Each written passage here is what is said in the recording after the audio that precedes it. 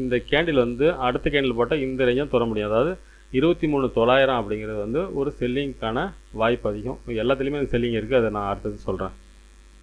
அதை அப்படியே டேல மாற்றுவோம்.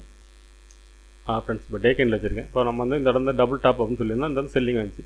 இப்போ இந்த ட்ரெண்ட் லைன் போட்டோம்னா மார்க்கெட்டை பொறுத்தளவுக்கு அடுத்த நாள் கேண்டில் போட்டு இவ்வளோ தான் போக முடியும். அதாவது 23,900 டு இன்னொரு இந்த 900 அந்த ரேஞ்சுக்குள்ளே தான் வாய்ப்பு. இதை தாண்டிச்சுன்னா அடுத்தது வெரி புல்லிஷாக தாண்டி அடுத்து ஒரு கன்ஃபர்மேஷன் கேண்டில் போட்டு அடுத்தது பிரேக் பண்ணால் மறுபடியும் மார்க்கெட்லேருந்து வெரி புல்லிஷ் நம்ம எதிர்பார்க்கலாம். இன்னும் 2000 பாயிண்ட்ஸ் மூவ் ஆகிறதுக்கான வாய்ப்பு அதிகம் இந்த இடத்துல பிரேக் பண்ண பட்சத்தில். ஆனால் பிரேக் பண்ணுறதுக்கு வாய்ப்பு கொஞ்சம் கம்மியாக இருக்க மாதிரி செட்டப்பில் தான் இருக்குது.